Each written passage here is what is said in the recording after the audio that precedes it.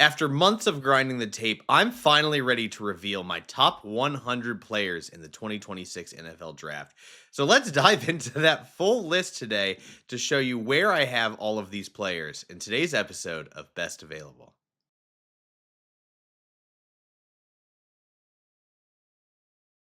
Thank you so much for watching today's episode. Make sure that you are subscribed on YouTube if you're not already.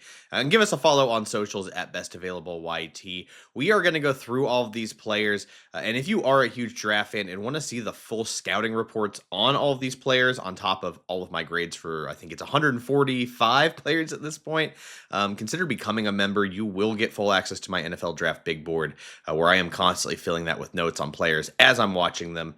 So let's go ahead and dive into this because we've got a lot of names to cover. A couple of quick housekeeping notes. I've watched 147 players. I made sure to go back and check. And I tried to watch as many of the consensus top 100 guys as I could. But understandably, not every consensus board is the same based on what they're weighting. So some guys might have slipped through the cracks that I will try to get to by the time the draft rolls around. Leave a comment if you're wondering why someone isn't where they are. I'll happily explain that. You're also going to see some colors on these names. You're going to see red, orange, yellow, green and blue. And those are just how I grade players. Yes, we have the rankings, but I also like to put some kind of grade on the player in general. So for red, that's a day 3 guy. Orange is a day 2. Yellow is top 50. Green is around 1 grade. And then blue, I'm very selective about my blues, but those are elite blue chip prospects. We're going to go through all these players. I'm going to try my best to at least talk a bit in passing about every single one, but we'll go into some more detail on some specific guys so I can at least explain why I have certain guys maybe higher or lower. All right. Let's get started because I know we got a lot of names to talk about. We're going to start with 100 through 91. 100, Lewis Moore, the safety out of Indiana, has to make this list for me. Maybe a little bit of an undersized safety prospect, but he is not afraid to hit. He triggers downhill really well, whether it's to fill and run support or jump a pass. I think of that Big Ten championship game. He's very instinctive. He's one of those zone players that understands when he needs to drift off of his zone to make a play. I liked him. I thought it would be criminal to not have him on my top 100. Even with all the weird eligibility stuff at the beginning of the year, the fact he was able to play, put up some really good film, ended up getting an invite to the Shrine Bowl. I think he absolutely deserves a spot on this list. Grayson Halton is at 99, the defensive lineman out of Oklahoma. A bit undersized. I don't typically like undersized defensive linemen, but he is explosive. He is quick. He can generate some real disruption. And here's a name that I know a lot of people might be higher on than I am at 98, and Zachariah Branch out of Georgia. I do follow Georgia. I've rooted for the Bulldogs. I've been and watched them see a national championship in person. I can't get there with Branch as a prospect. He is so fun. He's really shifty, really explosive. He's a dynamic return specialist. But when you look at his diet as a receiver, as far as the routes he was asked to run, over 50% of them were screens. That is just simply too many screens on targets for me. He doesn't have that much of a nuanced route tree. Feels like a lot of his ability and strengths come after the catch, and I think that's great. That's where that special teams value comes into play. But when we're talking about a guy, some people are treating him as if he's, a potential wide receiver 2 on an offense. I cannot get there. And, it's no shot to him, but I think Branch, to me, is an effective gadget player and return specialist. And I would not be pouring premium assets into Branch. But again, no knock on him as the player. It's just not my cup of tea. And the screen usage was a big concern for me. But some team might end up being able to utilize him correctly and have a lot of fun with it. At 97, we have Trey Zune out of Texas A&M. A guy I really like. He's a sawed-off player, as in limited length, but he played left tackle and center for the Aggies this past season. I think his lack of length is going to kick him inside, but he is dense. I really appreciate as far as that lower body strength. I think it really helps him in both the run game and anchoring against bull rushes. I think he's got enough quickness to handle some of the shiftier defensive linemen. But I ended up quite liking his tape. I think that is a solid, if not starter, a preferable kind of backup that can play multiple positions for you. And at 96, Kyle Lewis, the linebacker out of Pittsburgh. Undersized guy, but he flies like a bat out of hell. Really fun coverage linebacker. I think teams looking for a super competitive, albeit undersized linebacker in, passing situations, nickel, dime personnel. He's going to have a real value, maybe as even a slot defender, the way that he closes and speed and has that range and coverage. A guy I haven't seen on a lot of top 100 big boards, and that's Seth McGowan, the running back out of Kentucky. A bit surprised when you turn on the tape because, man, he is one of those like one cut as soon as he sees green grass and triggers. He's got really exciting explosiveness. Like, this is a guy that can really separate and be a home run hitter. He had a lot of issues. I believe he was previously at Oklahoma as a freshman, got arrested for, I believe, his armed robbery and got kicked off the team, bounced around some JUCOs, and he is on the older end for running backs, but he is twitched up. He's got some really fun tape. And, this is a big one where on the outside, we're not going to know much, but it is going to matter for him how these interviews with teams are going. Has he proven that he's matured from that early career issue in college? I guess arrest. I don't want to minimize an arrest. But, there's a lot of questions that teams are going to have about that situation and whether or not he's learned from it. And, obviously we're hoping that he did. And when you turn on the tape, that is a really fun, explosive change of pace back.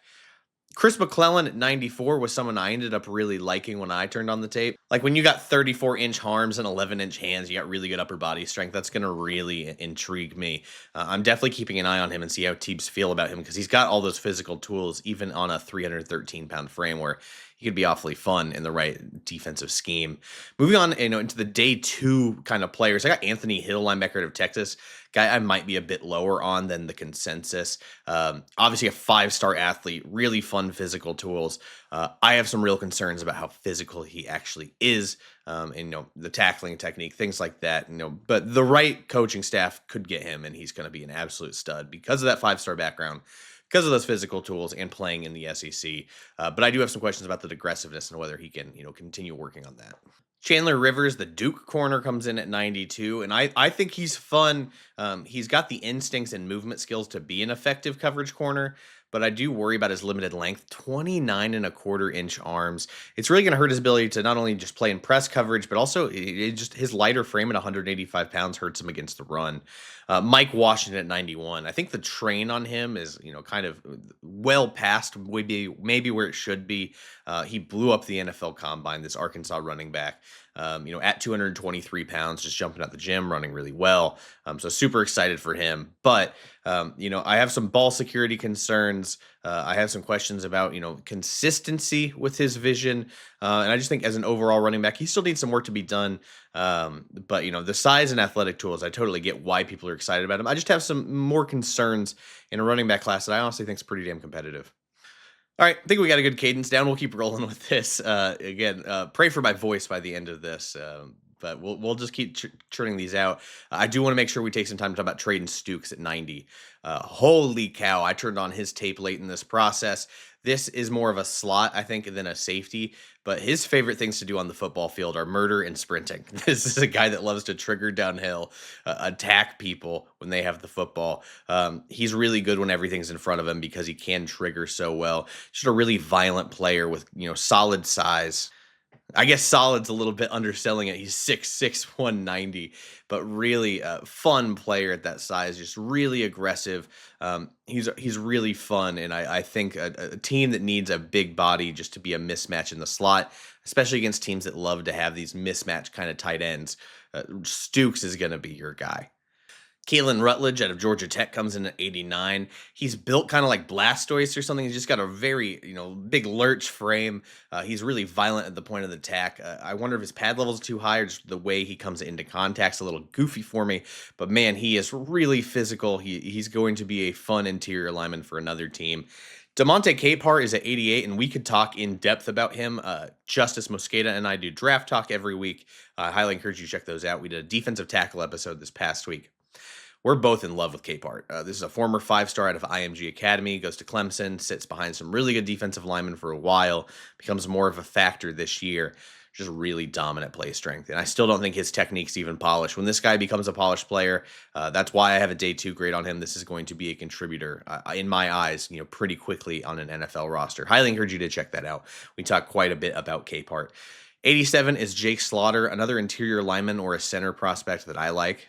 He may not have the play strength or the power that some of these interior guys have, but what I really like is his instincts and technique. He's just really technically sound, moves fairly well, and just always puts himself in the right position and gets the offensive line situated and pass protections. That plus the experience at center. The centers are becoming more of a premium position. There's just not that many of them. A lot of teams just convert players to center. Slaughter feels like one of these guys that I could feel, pretty good developing into my starting center one day. I'm fascinated by Josh Joseph, one of these explosive, bendy, lengthy edge prospects coming out of Tennessee. But I've got some real concerns about his high missed tackle rate, his discipline against the run. Can he actually hold the edge and be an edge setter?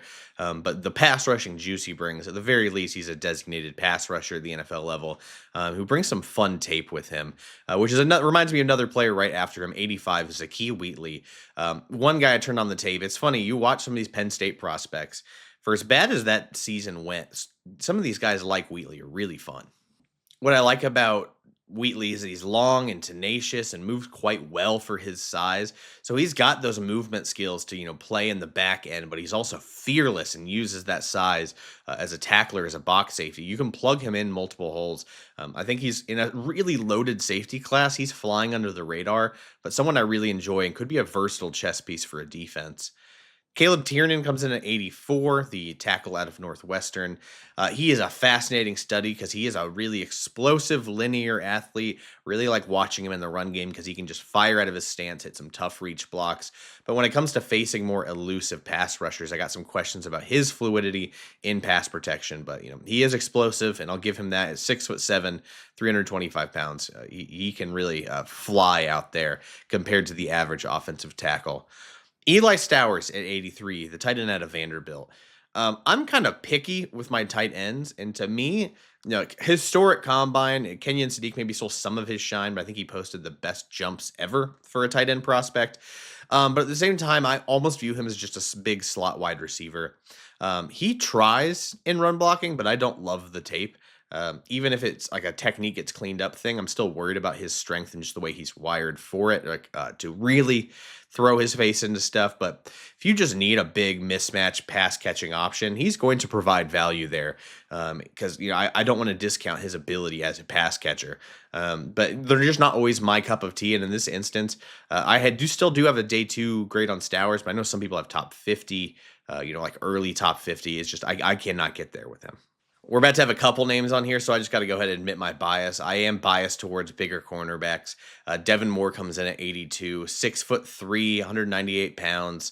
The length was a bit surprising at 31 and 5/8 inches. What I love about this guy is he understands his length. He can high point the football. He's really good at tracking the deep ball. And he's one of those guys that can bait a quarterback. So if he's like he has a deeper read, maybe he'll go down on an underneath player and then just kind of bait that throw behind him and then just utilize his length to go up and get that football. Really fun tape.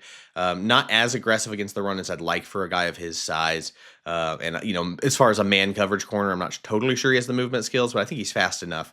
He's just a fun player in my eyes. And then we have Kamari Ramsey. He doesn't have the height of Zakee Wheatley, but this is a guy that has a ripped frame. And from the time I was watching him at USC, especially dating back to the 2024 season, just really impressed. He's just one of these guys that can really fire out of his stance. He's got good play speed sideline to sideline. He can fill and trigger underneath. Fun player. Go back and watch his 2024 tape. This was a player I thought could have gone even higher in this year's draft, but he's just dealing with a loaded safety room. Moving on for 80 to 71, Julian Neal, the cornerback out of Arkansas. Another big-bodied guy at 6'2", 203 pounds. The reason he gets a slight edge over Moore for me, another guy that ran better than we were expecting, but his effort against the run is one of my favorite traits of his. And, when I'm talking about big-body cornerbacks, if you can't fit the run as well, it's going to give me a little bit of an ick. And I believe Julian Neal was a wide receiver coming to Arkansas and transitioned to corner. So when you still have that kind of competitive fire as a former wide receiver, I'm going to give you some mad props for that. Fun tape, really aggressive. I think he's going to fit, a specific scheme that wants him to play, like deep quarters coverage and also be effective in run support. I think he's going to be, more than capable of doing so. I'm a big JC Davis believer. This is a guy, I think whether you want to play him at tackle or guard, he's got legit size, even if he's not tall. He's 6'4", 322 pounds. He's got the necessary length at 34 and a quarter inch arms to play tackle. Big ol' mitts. I think it's 10 pushing 11 inches. He's one of these guys I just came away really impressed with the tape. He's got this like grip strength once he latches on. He's not letting go. He's got some surprising for such a dense offensive tackle prospect. He's got pretty good feet and pretty good fluidity. And maybe he does have to end up kicking inside because of his frame, but I think the length and fluidity helps him a bit. I just think wherever you play him, just keep working on his technique. I think as he unlocks and becomes more of a technically sound player, regardless of what position he plays, I think he's going to be really, really good at the NFL level. Dalen Everett was a guy I've been monitoring for a little bit during his time at Georgia. And this cornerback had some issues earlier in his career about missed tackle rate, and boy, did he clean those up. That was one of the big blemishes, I thought, heading into the 2025 season. So the fact that he cleaned those up and, has good size at 6'1" and moves really well. Not only does he move well, he has those, instincts to, attack the football and know when it's coming. I think he can play a variety of roles as an outside corner. Just really liked his tape and, impressed with how he improved season over season. Chris Bell is a big question mark for me at wide receiver out of Louisville, and that's only because of the ACL tear, which happened really late in, I believe it was December or January. So probably not even going to see him much, if any, as a rookie. But man, it was one of those guys. Everyone's like, turn on the tape, turn on the tape. He's almost 6'2", 222. I get it now once I watched him. He's just this exciting deep threat, linear athlete, really explosive, and I'm a little concerned about his overall route tree and how fluid he really is. What version we're going to see of him after the ACL recovery.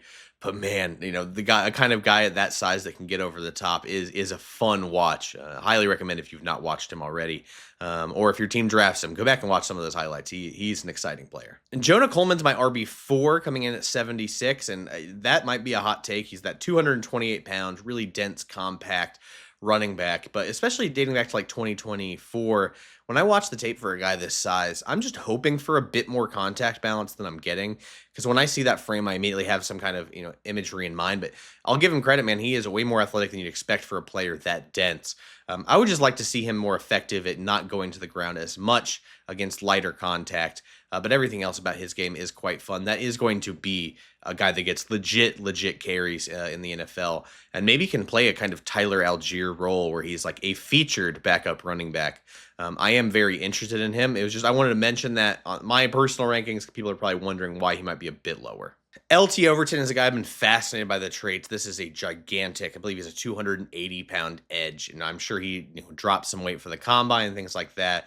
And you see that raw power and some explosiveness and occasionally some bend really pop out. This is kind of like, maybe you could develop into a play style of a Rueben Bain.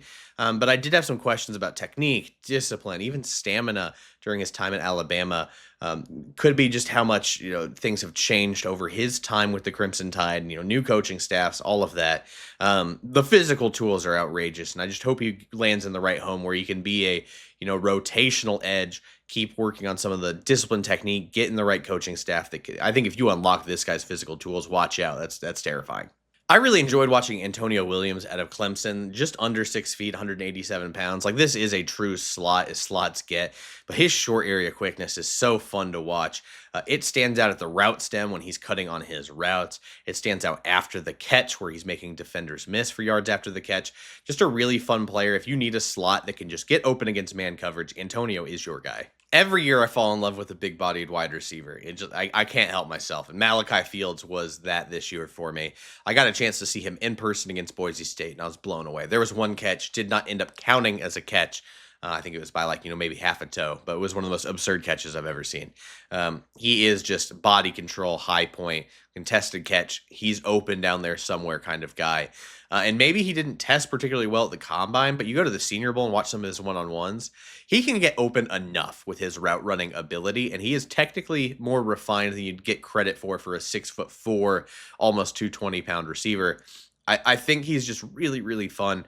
I think the right home where they just need one of these alpha. I need a guy that when it's a 50-50 ball can go up and snag it, but also create a bit more separation. He just feels like one of these big body, stretch the field guys that I would trust more than some of the other big bodied receivers in this class. Sam Hecht may be a bit smaller at 6'4", 303, but damn it, I really like his tape. This is going to be a very good center prospect in my eyes.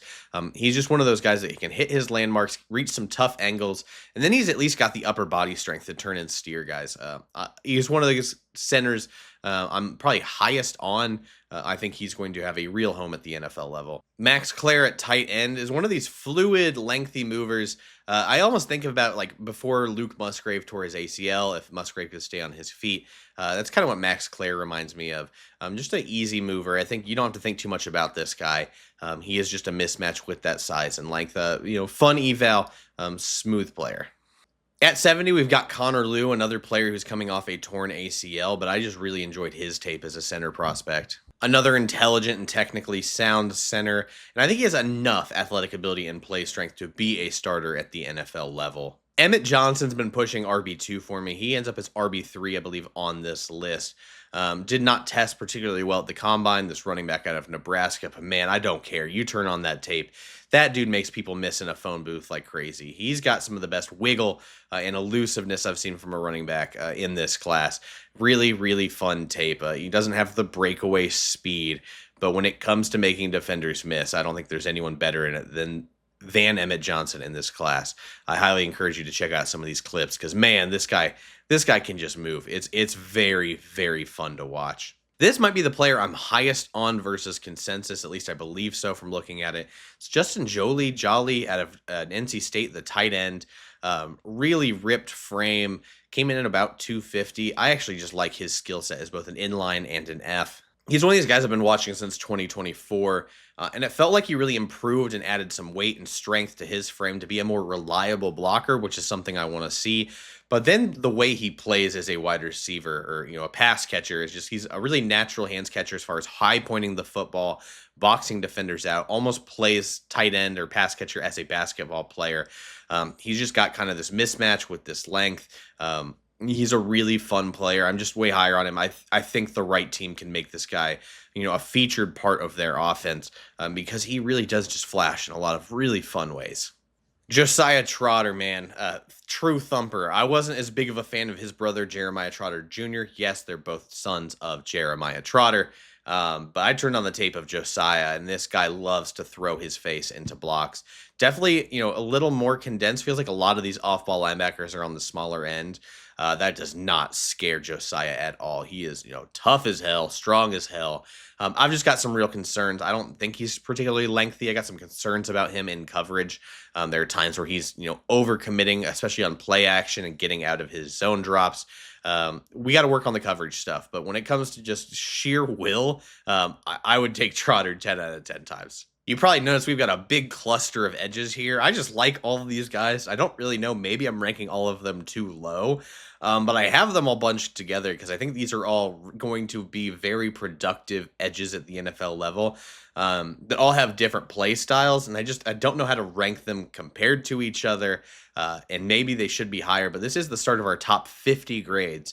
So if you're a little hung up on them all being in the 60s, consider the fact that they are all top 50 grades more than the ranking. I hope that helps a little bit.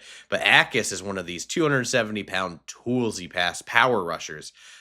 Think he is capable of playing with extension and leg drive. So not only does that make him effective as a bull rusher, but also an early down edge setter. I think, this is a ball of clay as a power rusher. I think you could turn into something really scary at the NFL level. Derek Moore is another one of these power rushers. He's more of a straight line bull rusher, explode off the edge, get into the chest of the tackle, and just keep driving those legs. Does it with a really good forward lean, takes a good angle so that he can really maximize that bull rush.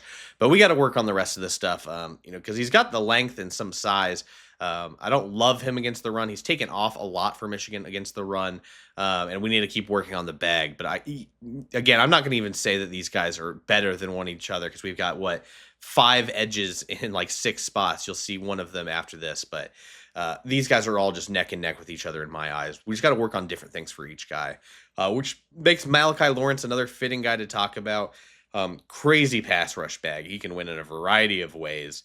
At 253 pounds, 33 3/4 inch arms. He is explosive. He's twitchy. He's bendy. He can flash inside. He's got some hand usage. My beef with him is just the run discipline stuff needs a ton of work. It feels like he's just abandoning gaps. Maybe it is the scheme, but when I'm watching the rest of the defense, I don't see it. I don't know if he's as committed to getting the technique down against the run from what I've seen. Nothing about the character of the player, but man, really fun pass rusher. I'm curious to see how he does against top tier competition at the NFL level, but really fun tape to watch. Tonight, Dennis Sutton could be higher on this list, maybe, because he checks so many boxes of what you want. A former five-star recruit, a ginormous human at 6'5" and 5'8" and 256 pounds, tested outstandingly well, and has tons of playing experience and production at Penn State. All of those boxes being checked means he probably might get drafted way higher than we think. I still got a top 50 grade on him. It's just maybe with those physical tools, we haven't seen what we're hoping is the best version of him yet. And because he's played so much, hey, why haven't we seen that yet? I'm here to just say, pump the brakes, just go watch the tape. I think he's going to be, a very useful player, whether it is a rotational guy or a starter. He checks all those boxes for me. Daryl Jackson Jr., the nose out of Florida State, is a guy I'm very high on. He has 35-inch arms. He's one of those guys that played at the Shrine Bowl and the Senior Bowl. You don't see that very often nowadays, but I love his tape. Maybe the pad level is a little too high at 6'5", but it almost doesn't matter for him because of that length, and he plays with such good extension, is so dominant with his upper body, and then he can really anchor down with that lower body at 328 pounds. This is just one of those raw physical tool guys that's just going to win with sheer force. And for teams needing a nose, I think this is a unique type of nose that we're dealing with, but that power and play strength and length cannot be overstated. This is going to be an impactful nose at the NFL level. There are a lot of people way higher on Zion Young than I am, and I see it. Like, this is an edge setter, early down guy, really effective against the run, can bull rush. I'm not as totally convinced on him as a true pass rusher at the NFL level. And some of the tape stuff that worries me a little bit, I just marked it down that seems like a little bit of a hothead. There's maybe some discipline issues. It feels like when things are going bad for him, the body language almost shows up on tape, and then you watch after the fact, and it feels like his performance is struggling because of it. It's a bit of a worry for me. I wrote it down. I do not know the insides of this man's brain or what conversations he's had with his college coaching staff or with NFL teams, so I will never judge a player off of that. But I did want to call it out because I saw it. It's more of be curious, not judgmental, right? This channel is not about bashing guys or being super toxic and negative, but it is something I had to talk about. But that being said, if you need an early down edge setter, Zion's going to be very effective for you. I try not to like the Tennessee wide receivers. I just hate that offense for NFL scouting evaluations, but Brazel might have sold me at 6'4" at 198 pounds. He's just one of these guys for that size. He's not really in. Yes, he's playing in a fake offense, but he's got really good deep ball tracking, can, adjust his body. He's got really good body control. So not only is he one of these Jalen Hyatt kind of deep threats, but the way that he actually goes about, it's not wide open, schemed up shots. He does have to actually work towards the football. And with his physical tools and that added onto it, I'm a bit more sold on him than I would have been otherwise. Chase Basantis comes in at 59 for me. He lacks some fluidity for me, but man, you want to talk about a guy who's just play strength and leg drive help him out a lot. He's going to be a real asset right away in the run game. And it's just kind of wild how many NFL offensive linemen this Texas A&M unit had. Jadarian Price is my RB2. I couldn't fight it anymore. It's hard when he's the backup running back in his own offense, but Jeremiyah Love's ahead of him, and understandably so. But this is a guy, maybe not elite physical tools or even great, but they are good to solid. But what really stands out for him for me is his vision and elusiveness. Is a guy that can set up his blocks, make defenders miss. That's a really value add, especially when you're not overly concerned about the rest of his game. That's going to be a productive running back at the NFL level. I still believe in Jennings Dunker out of Iowa. This is, a productive offensive lineman for a pro-style NFL team, and maybe pro-style is a little archaic at this point when you talk about Iowa, but when I turn on his tape, I see this, tenacious blocker with surprisingly good quickness.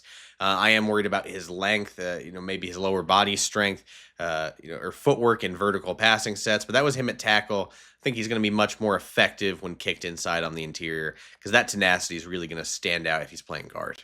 I don't care that Malik Muhammad's a bit lighter at 182 pounds, but this Texas corner can absolutely stick to guys.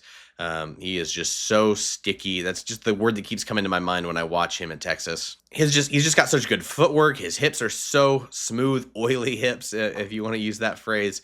I just think he can play and stick to anyone, even if he may be lighter, but he's got some actual length to him at 32 and 3/8 inches. This is a player that can be a really good coverage corner. Size be damned. I know people are lower on Muhammad. I do not care. He's a top 50 grade for me. As is Keontae Scott, different body frame, almost 6 feet, 193 pounds. Pure slot to me. Another, we talked about Traden Stukes loving murder and sprinting. Scott's another one of those guys. Went super viral for his pick six against Ohio State in the playoff, but his whole game is just physicality, playing in that slot, bringing a mean streak, not being afraid to take on perimeter blocks. He will be a very valuable slot at the NFL level. I was so late to Kentucky's offensive lineman, but what the hell? Jalen Farmer. Why did no one tell me about this guy?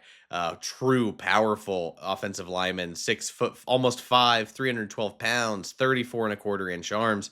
That's really good length for a guard. I do not want him out at tackle, but when you're talking about a guy that has enough fluidity to pull and can generate some real power, not only making contact, keeping his pads level or low, exploding through his hips, driving his legs. Maybe the hand placement could improve a bit.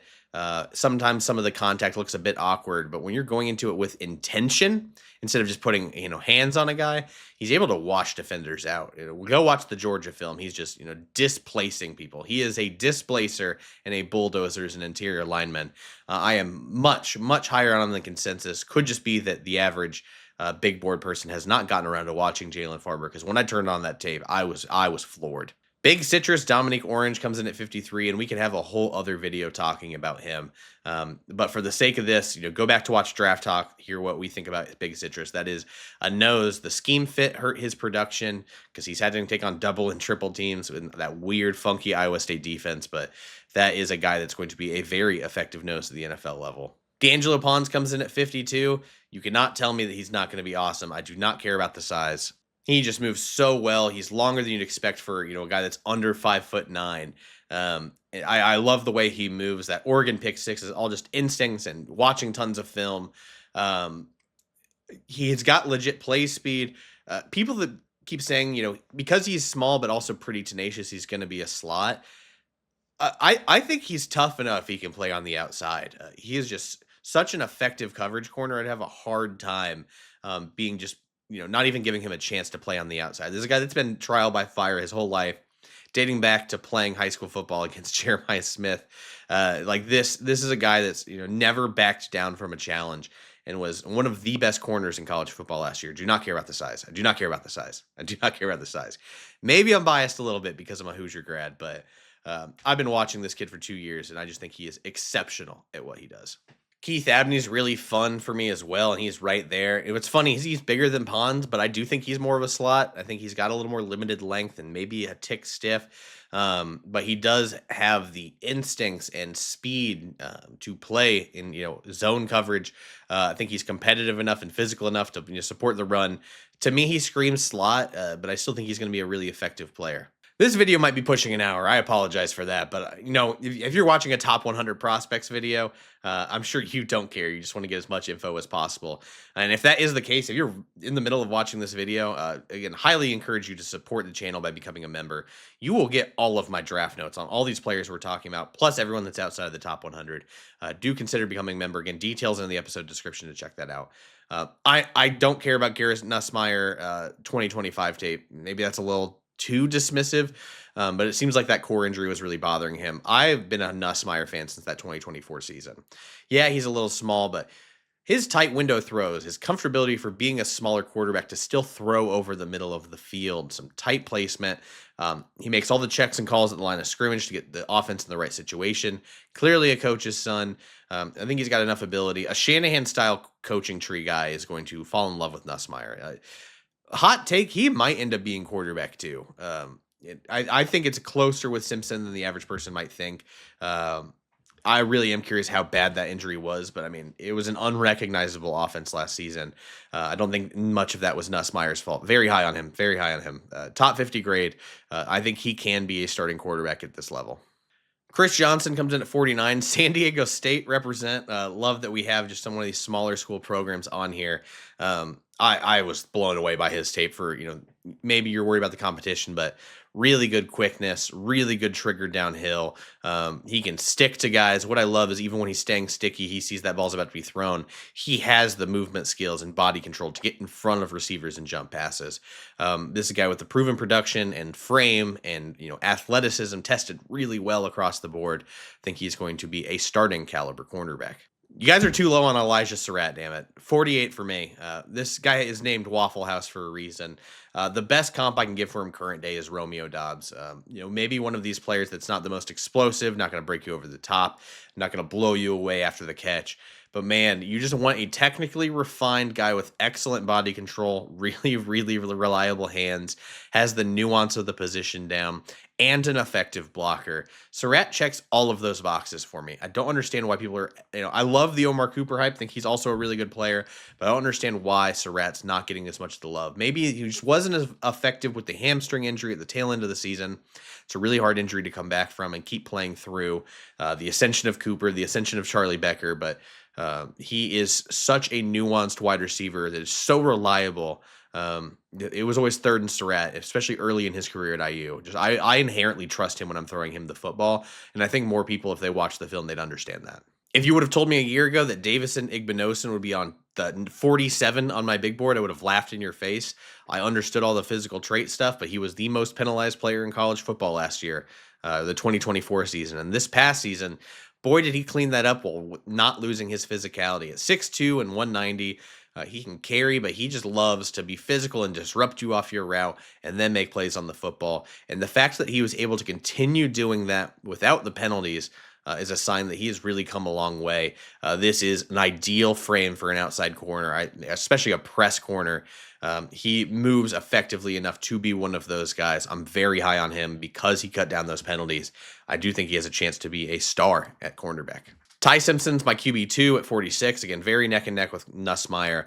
I give him the slight edge over Nussmeier because of the athleticism. Yes, he feels very tiny, but he has that pocket awareness and athletic ability to really escape some tough situations, keep his eyes downfield, throw on the move. He's crumbled a bit at times, and I know he was dealing with gastritis and things like that, but there are some throws on tape where he's throwing some tight windows under duress. I think he gets hate on a lot because this quarterback class is weak, but there is a path for him to be good, even if he is on the smaller end, because, man, when he's playing his best football, it is really fun to watch. We have a trio of Texas Tech guys to talk about next, starting with Lee Hunter, a guy that shows some good first step twitch off the snap. He's a real gap penetrator. He's one of these players that cleaned up a lot in the backfield. The testing did not reflect, I guess, some of the tape. And at the NFL level, he's not going to be able to get as many splash plays because there's not many situations where you're going to be dealing with an All-American behind you at linebacker, two studs at edge, a star safety, another really good defensive lineman. Like, they were just such a stacked defense that took some of the pressure off him, allowed him to just, focus solely on gap penetration. The right team might be able to make that work. But Brian Flores could make this guy a really productive interior defender. But if he goes anywhere else, I've got some concerns. But still a fun player to watch. Hopefully he lands in the right home. Moving on to Jacob Rodriguez, the All-American Texas Tech linebacker. A guy, because he's 6'1", I wanted to discount, but legit peanut punch. Eyes are always in the right place. When he's in zone coverage, he's not covering grass. He's baiting quarterbacks. He's covering receivers instead of grass. He's throwing his face into run support. He's so instinctive and competitive and moves so well that I think you can ignore the smaller frame. I'll ignore the production. It's not like all the production was fluky. And when you watch the tape, it is because he's doing the right things. And when you have a player like that can create turnovers, not off luck, but off of actual, ability and instincts, that's why Rodriguez ends up in my top 50. Another guy I wanted to highlight a bit more out of this Texas Tech trio is Romello Height, because everyone's talking about David Bailey, but when you watch Romello Height, he's a thinner edge. He was probably going to be, at least early on in his career, as a designated pass rusher, not focused on early downs, but talk about a bag as a pass rusher. Not only is he twitched up and can fly off the edge and win with speed, but he's got this really good quickness so that he can set up speed and go inside with a swim move, a spin move. And then for his being a smaller guy, because he's so twitchy, if he catches an offensive tackle almost oversetting, he'll just turn that speed into power and run right through your chest. This is an underrated pass rusher that is so fun to watch on tape. Bailey gets all the hype, but Height had an awesome season.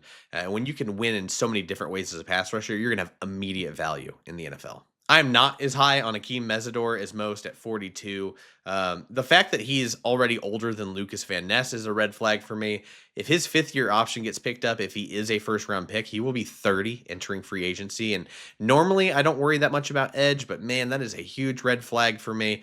And the fact that he has to win as a 280-pound edge rusher, he had to win too much with technique against, kind of children compared to him at the college level. And that is kind of a red flag for me. I'm not sure how much he's winning on off natural athletic ability. And at that age, I'm hoping for that a bit more. So not as high on him. I still think he's going to be, some kind of productive. But those are my big concerns on why I'm lower than him. Brandon Cisse comes in at 41 for me. I just think he's long, he's twitchy, I think he can cover a lot of ground. A bit worried that, kind of like Igbinosin early on, that he's a bit too grabby. But man, the physical traits can help make up for that if we clean that up. Especially, would also like to see him be a bit better against bigger wide receivers on not getting boxed out as easily. But when you're talking about those physical traits with that frame, I think we can make it work. I love Jeremy Bernard. He comes in at 40. I think he is such a unique blend of real body control, real athleticism, but also effective route runner, not necessarily too big.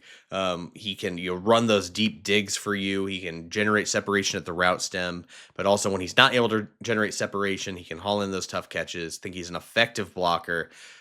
This is one of those outside receivers where I'm like, he may not be a superstar, but he is going to play a very key role in our offense. I just had a ton of fun watching him. Every time I watched Alabama, I just felt like I came away more impressed with Bernard than anyone else, which is crazy because Ryan Williams, just what a down year for that guy. But Bernard really impressed me every time I turned on that Alabama tape. Another guy I was just floored by, one of my favorite prospects in this class, it is AJ Halsey, the safety out of LSU. I can't believe he's not getting more first-round attention.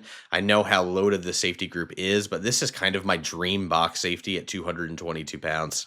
He's one of these guys that's almost excited to fill the run. He comes in with such good leg drive. He doesn't stop his feet through contact. He's a really reliable tackler, always keeping his pads down. He's not afraid to hit. He's also instinctive, both against the run and the pass. Reads his keys well, always gets in right position. He's explosive, he's athletic, he's gigantic. Again, dream safety prospect for me as far as a box guy. Don't understand why he's not getting enough top 40 for me. Terrifically fun player on an LSU team that had a down year, but do not discount the ability that he showed throughout the season. Maxie Honachor comes in at 38.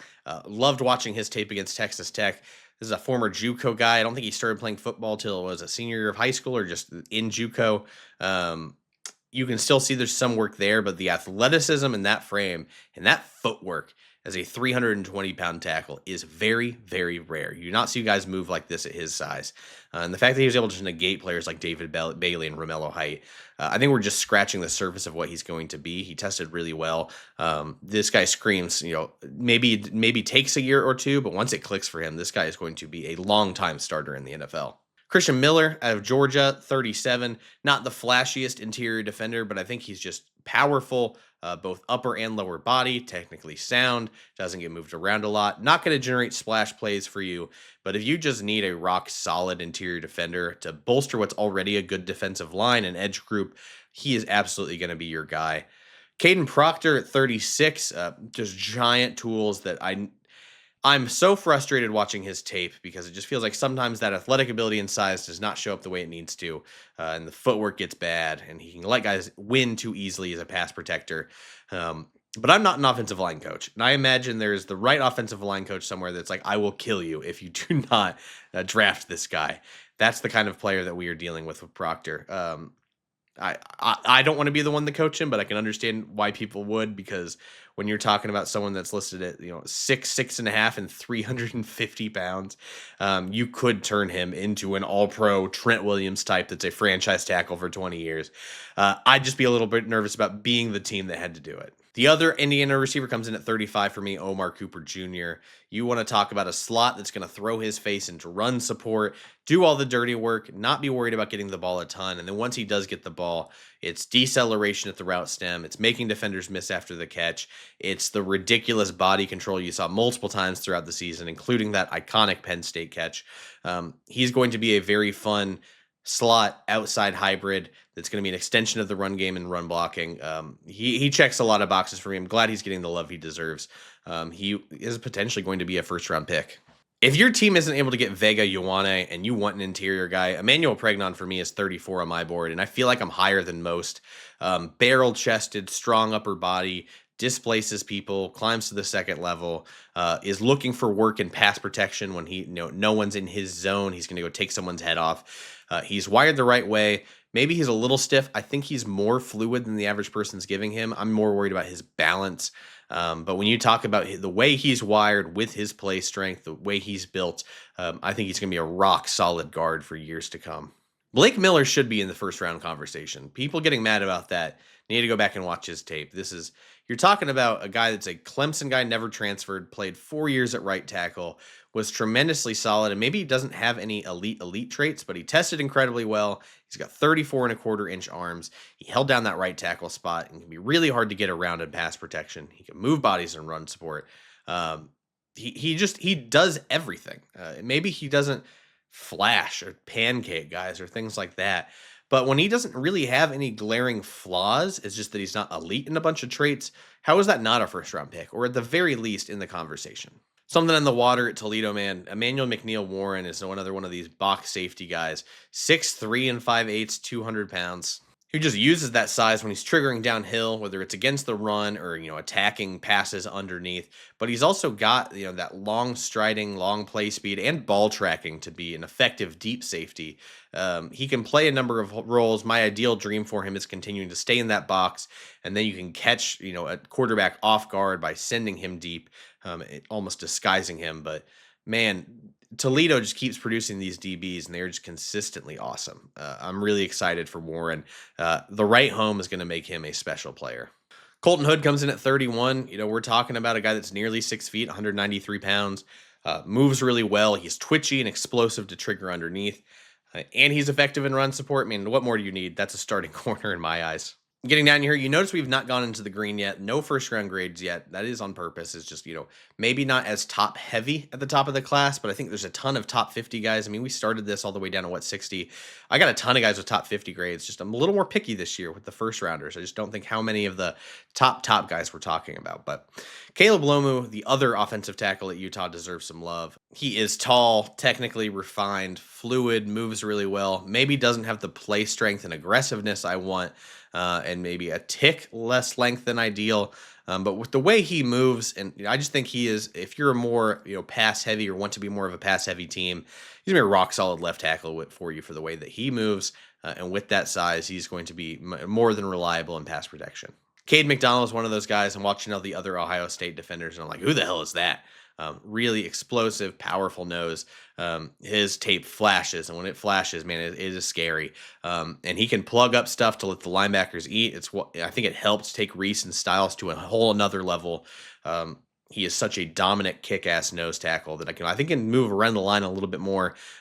His athletic ability for that position is pretty rare.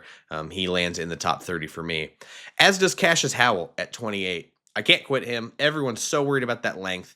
I'm not sure how legit that 30 and 1/8 number is because we've had all this discourse about arm length. I don't want to get into it.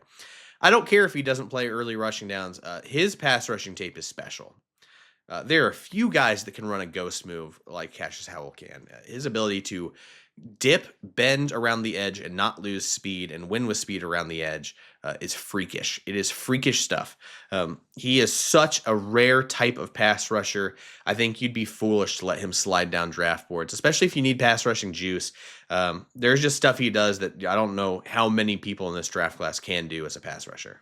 Denzel Boston comes in at 27 for me. How many 6'4", 212-pound receivers do you know that are also returning punts? He's got rare lateral quickness for a guy his size. Maybe not the elite contested catch a guy you want as a bigger body, but The way he moves at his size is such a fun, reliable outside receiver. I think he is going to get fed for years to come. Too much discourse around the size as well for Avion Terrell, who is just so competitive for a 5'10", 186-pound corner. Another guy that even if he's smaller and competitive, do not move him to slot. He is going to be such a good boundary corner for you because he can stick to guys, because he can attack the catch point, because he's not going to back down from a fight against a smaller or a bigger wide receiver. Just make sure you give him the love that he deserves because at least when I watch on tape, he's absolutely earned it. R. Mason Thomas is a guy I'm much higher on the consensus at this point. It feels like I got him at 25. I love the way that he bull rushes. I think he can play with quickness and extension. He's got a little bend to him when he is winning with speed. He can tighten that path. But the way that he can convert speed to power on his bull rush and get all the way extended. And I think that extension also plays into the run. Maybe he's a little lighter for an edge setter that you want.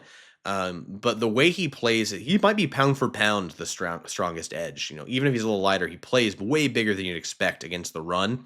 And when he has that kind of skill set and can be a 3-down player for me, it also means he can play on these early downs where maybe they're running play action or an obvious pass situation, feel like they have the right personnel for it, and he can still generate pressures and sacks. He's just a more complete player in my eyes than I think the consensus is giving him credit for. TJ Parker still gets the slightest of edge. It's practically tied between the two because he is another one of these power rushers, but I think he gets the edge because he comes in at 263 with 33-inch arms and he is athletic as hell. He is one of those more power rushers I think can play with, real pop and also bring and win in a couple of different ways as a pass rusher while still being really reliable against the run. I think because of the down year on Clemson, all these guys are getting overlooked, but go turn on his 2024 tape as well. He's crazy. I get the arguments against CJ Allen. I have him at 23, and I think the biggest reason why is if he is going to be, a true starting middle linebacker who has to be the face of the defense almost. Yes, I want him to make plays and, be athletic and be rangy and things like that. And, maybe he's a little stiff. Maybe, there's some other issues with his game, but the IQ that you're getting to lead that defense. He talked about at the combine how the defensive coordinator kind of just let him run the show. So that was making calls and making checks and getting the defense organized. That is what you need as an inside linebacker of the NFL. You need a guy that can organize the defense. And for all the, discourse around, the physical tools, not being where we need them to be as far as height and length, I just think it's a trait we don't talk about enough, and maybe it's because we can't quantify it. But when you have that kind of guy, like the 23rd overall prospect to me because he can be that for a defense. I fell in love with Matthew Golden last year, so naturally I was going to fall in love with Casey Concepcion. Coming out of Texas A&M, I loved him at NC State as well, but he's got a twitchy slot that can be a really nuanced route runner, and for being a quote-unquote smaller guy at just under 6 feet, he can really high point the football, get extended, make really tough catches outside of his frame. When you add that twitch, the route running, the body control, he can win at all three levels of an offense. I just think he's a way more dynamic receiver than we're giving him credit for. And I cannot wait to see if a team like the San Francisco 49ers or someone else gets him because he's going to be a weapon right away. I can't get over Keldrick Falk at 6'6", 285. He's got to work on the pass rush moves and being a more versatile pass rusher, but he is so dominant against the run and can be a real power rusher already. For a guy that tall to play with his pad level and play with the technique he has engaging blockers, this is someone that may not bring the pass rush juice right away, but you can leave him out there on early downs and he's going to be a force. He's going to be hard to displace. He's going to make it it's going to make it really hard to run his way. I just think he's one of those guys because he's not the flashiest edge in this class, gets overlooked a lot. But he does a lot that coaches' staffs are going to love because it's going to make everyone else's job on the defense a lot easier. We're into the top 20, and you probably know a lot about these guys, so we don't hopefully have to go into too much depth. I might go on some rants anyway because that's just how this video has turned out. Dylan Thieneman comes in at 20 for me. I know some people aren't as high on him, but even dating back to his Purdue days, this is a guy that's way more athletic than he's given credit for. He's got great eyes and instincts. He can fill against the run. He can play in the slot. He can be a deep safety. I just think he can play all over the field, and whether you need him to make plays in coverage or against the run, he's going to be so rock solid, so reliable, fly all over the field. I just think he's one of these versatile chess piece, athletic kind of safety weapons that the right defensive coordinator can put all over the field and force quarterbacks to always pay attention to where he is. And even when you're disguising him, it's just going to make him that much more effective and harder for offenses to plan around. Monroe Freeling started to take a huge step forward in 2025, especially the second half of it.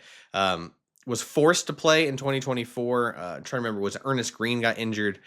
Freeling comes in, just gets his ass kicked in the playoff. Comes back this year, feels like a whole new person. He's got franchise left tackle traits. If you want to watch a whole film breakdown on him, we did a video earlier this month about Freeling, so I encourage you to check that out. He might go as high as 6. Who knows where he ends up getting drafted, but if his development trajectory is where it is right now, like that will be a franchise left tackle one day. I can't quit Peter Woods, guys. He's at 18 for me. I don't care. I don't care about the limited length. He was so productive in 2024 and so dominant. He's got textbook stack and shed ability. He's so quick that he can cause defenders to whiff when he's winning with quickness as a pass rusher or a gap penetrator. I think he's way stronger than his frame indicates. He's like a bull in a china shop sometimes. He's just such a disruptive force in the middle of the defense. I think it's completely unfair how low people have gotten on him because of 2025. It was just a disaster all around for Clemson. Go back and watch that 2024 tape and tell me you don't see a franchise defensive tackle there. But if you are low on him and you want a defensive tackle, Caleb Banks is right there with me. And admittedly, the riskier pick between him and Woods in my eyes. But when you're talking about a 6'6", 327-pound defensive tackle with 35-inch arms, had a great day at the combine despite breaking his foot the night before. The injuries are a red flag, like a real red flag for me, because I'm nervous if I'm putting this pick in at 17. But when there's just a wider variety of outcomes of what Caleb Banks is going to be at the NFL level. But when you think about the ceiling of Banks, I get why people think he is DT1. He's my DT1 by the slightest of margins. That doesn't mean I'm not going to be a little bit nervous when I make that pick. For the longest time, I had Pregnon as my number 1 ranked interior lineman. And then I forced myself to go back and watch Vega, and I was like, what am I doing, guys? Like, it's got to be Ola Vavenga Ioane. This dude is so dense at 320 pounds, but he moves way better than you'd think. Penn State would put him out as almost a tight end to let him pull into space. So not only is he fluid enough to be a puller and operate in the screen game and all of that, but he just brutalizes people with his size and strength components, where he can I would love to run behind a guy like that, just knowing he's going to just cave some people in. About as rock solid clean of an evaluation as you're going to get for a guard. Mekhi Lemon comes in at 15, and all those rumors came out of the combine of, the interviews being bombed. All I've heard is just he's a weird guy and he's just very LA coded. And I don't necessarily know if that's a bad thing. And when it comes to interview stuff, I'm not going to put too much weight on that. I'm going to watch the player. And for being an undersized guy, he's got that top end play speed and the very nuanced wiggle and some contested catch ability, where I just think that is a slot that's going to be a real hard player for defenses to handle. Doesn't get enough credit for it, but he is a very fun player. He's going to be a top 20 pick in my eyes, unless the interviews were that bad, which I in my end, I have not heard anything of the case. Another guy I'm a little worried about, but at 14 is Jermod McCoy out of Tennessee, and that's strictly because we've not seen anything from him. He tore his ACL late 2024 season, started practicing with Tennessee at the end of the year, but then he didn't go to any of the All-Star games, whether it was Shrine or Senior Bowl. Didn't do any drills at the Combine, and he's waiting for everything for his pro day, but it's been over a year, man, and there's a lot going into your draft stock about how healthy that knee is, and teams probably know more on the medical side than we do. So I can't make that judgment on where he's ranked because of the knee, because I don't know enough. So he's still 14 for me. Go watch the 2024 tape, man. He was absolutely dominant. He had rare agility for a corner, on top of not being phased by being thrown at against a bigger wide receiver. Spencer Fano comes in at 13 for me. Everyone's another guy. They're all discourse about the arm length and how he's only 311 pounds and he's 6'5", but talk about a guy that just moves different, like Lomu, but it's just a little bit extra. He does some stuff on a football field as far as lateral quickness and mirroring pass rushers who have inside-out versatility. He's proven with that. He does enough in the run for me. Maybe it's not absolutely bullying, but technically he can be an effective run blocker. This is a guy. There's a lot of discourse about him kicking inside, maybe to center. let him play tackle. I think you'd be wasting a lot of his lateral agility ability by kicking him inside. Fascinated by Kenyon Sadiq at number 12 out of Oregon. Everyone talks about the field stretching ability. He plays the position like a wide receiver at times, with how much he can stretch the field, carry up the seam, move routes. I don't think he gets enough credit as a move blocker. So a guy that's like as a fullback, as a wing, all of this coming across the formation. His highlights as a blocker are very impressive for an undersized tight end, and I don't think he gets enough credit for that. But I think it adds to even more versatility of how he can be utilized in an offense. And I hope the right offensive coordinator lands with him, because when you can move Sadiq all over the field, it becomes a real problem. Because in my opinion, I think he is a dangerous threat as both a pass catcher and a blocker on the move. I'm hoping we see some of that at the NFL level. Francis Maui-Noa is my number one ranked offensive lineman. I don't care if you're putting him in at guard. I think he will be an all-pro, Pro Bowl guard. He plays with such good pad level and leg drive. And my favorite trait about him is when it's short yardage situations, they know a run's coming, he's still just moving the hell out of bodies. He gets so damn low without just stopping his feet. He's got such natural power there and the upper body strength to turn and steer. He's O-line one for me for a reason. All right, we've made it to the top 10. It took a while, but we got here. Thank you for riding along with us. Again, subscribe, consider becoming a member. It means a lot that you've made it this far.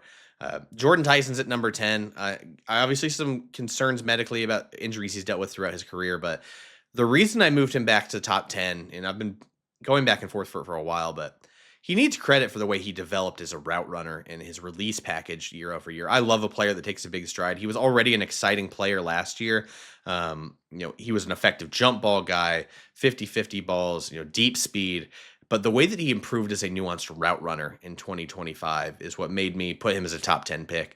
He deserves a ton of credit for that because he's become a more complete weapon that's going to be awfully scary for corners in the NFL. Mansour Delane comes in at number 9 for me. Been watching him since his Virginia Tech days, and boy, did he just come out at LSU and be, a lockdown corner. I think teams gave up on throwing his way, especially after that Clemson game. But he just shows this uncanny ability, not only being really effective in man coverage, especially when targeted deep and not panicking, but when he's playing in zone, his eyes are just so good at, this guy's going deep, but I'm underneath, so I'm going to drift off, and I'm going to bait this quarterback into this other throw. I'm going to break down on it. He's just got rear instincts, movement skills, size, length, competitiveness, not being overly grabby. He's a very clean cornerback evaluation, and I think he is going to be, a long-time starter in this league. David Bailey's pass rush is just absurd. You talk about the length, the twitch. He's got a spin move to his game. When he can play extended, it's really dangerous. That extension and length helps him against the run as well.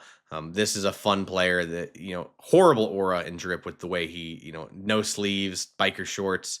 It's a really the number 31, but the player is incredible. And I see why he's getting buzzed as potentially the number 3 pick in this draft. There are not many wide receivers that move like Carnell Tate at 6'2" and 192 pounds. Don't care what he ran in the 40, smooth as hell. This is like, I always think of Devontae Adams when I think about these bigger built wide receivers that just move different. And Carnell Tate feels way longer than that. This guy does not get enough credit for the way that he moves. And I think he is going to be a wide receiver 1 in this league because not only can he get deep with, shoulder manipulation, eye manipulation, he's so smooth and slippery at the route stem. He's got the contested catch ability. He's tough as hell. He's wide receiver 1. Tyson made a hell of an effort, but Tate is just special, man. Fernando Mendoza at number 6, and that's no knock against saying that he's not deserving of the number 1 overall pick. I love the way he throws the football, quick release, can make real impressive throws under pressure, tough as hell.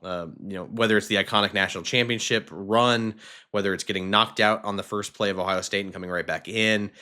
He took a lot of licks. He got hit on the Penn State throw. He made a clutch throw getting drilled against Iowa.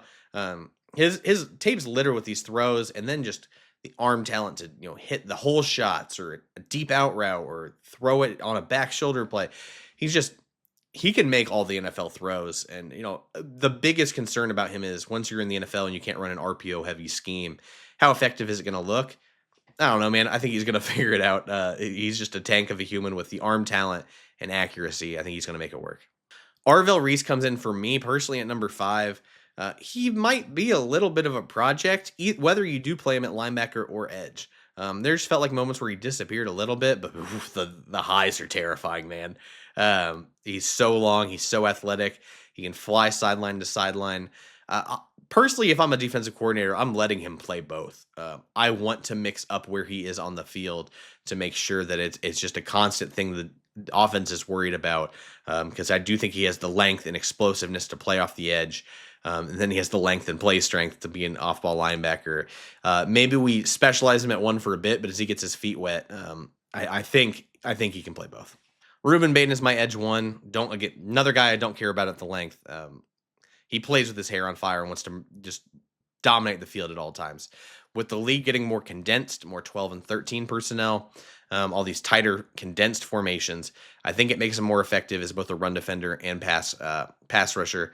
He is the best edge at run defense in this class. He's so effective at pushing linemen into the backfield or disengaging or gap penetrating. Rare bend for a guy that's 275. He can just really get around that edge really tightly. He wins in a variety of ways. He's strong as hell. Very few guys I can see that can effectively pull off a hump move like Reggie White, and Bain was one of those guys. He is edge one to me. You go fight with someone else. You're not going to get me off the stake. Sonny Styles comes in at number 3, and boy, has he climbed up. But, not only is it the elite athletic testing, but getting to hear him speak. This dude is so cerebral as an off-ball linebacker with crazy length at 6'5" and almost 33-inch arms. The way that he throws himself into blocks to make plays. If you can make a tackle using the back of an offensive lineman, that's pretty special, and you don't see that a lot from an off-ball linebacker. But then he also has the ability to bend and knife and avoid blocks to get into the backfield. His length's going to be a natural asset in pass coverage. He checks all the boxes you want from an off-ball linebacker. And we can talk about positional value until we're blue in the face. But my 3 blue chip prospects in this class are all non-valuable positions, starting with Styles. Jeremiyah Love comes in at number 2. I don't know what else you can say about him. I always think of DeMarco Murray. If DeMarco Murray also loves spamming the Y button in Madden, because the hurdles are incredible, but his contact balance, his play strength, his wiggle, his top end play speed, his vision, Love checks all those boxes. You don't need to hear about Jeremiyah Love or even Caleb Downs at number 1. But I will go on a little spiel about Caleb Downs. My number 1 prospect, the best safety I've ever scouted. That includes Minkah Fitzpatrick. Been watching him since a freshman at Alabama. He doesn't have the physical size and length of Minkah Fitzpatrick. So that might upset people that I have him higher all time. But Downs is one of the most instinctive players I've ever watched, and also one of the best pound-for-pound tacklers I've ever evaluated. I always say it, he tackles like a national champion wrestler. Not only does he get super low and wrap at the hamstrings, but he drives his feet through contact. That plus his coverage ability to always get in the right position. He's such a dynamic player, such a leader. He's never backed down from a challenge. He was effective as a true freshman. I don't know what it sounds like he blew away interviews at the combine. Other than being a little small, I don't know what the knock on him is. And to me, it's such a clean, almost perfect eval. He's my number 1 prospect. And there you have my top 100. I know it's a lot of talking. My voice hurts. So we're going to end the video here, but thank you for watching Top 100. This is a huge project. It takes months to do, months to put together, constant tinkering, constant note-taking. So if you've made it to the end of the video, please subscribe. Appreciate that. We're trying to get to between 8,000 and 10,000 subscribers by the draft. That way you'll also be notified we're going to do a live stream on day 1 and 2 of the draft. And if you want full notes on these guys, consider becoming a member. I'll leave links to that in the episode description. Thank you again for watching. Leave comments on any grades you might agree, disagree with. Why didn't I talk about player X? I'm happy to answer all of those questions for you. Thank you. Thank you for watching. We'll see you later.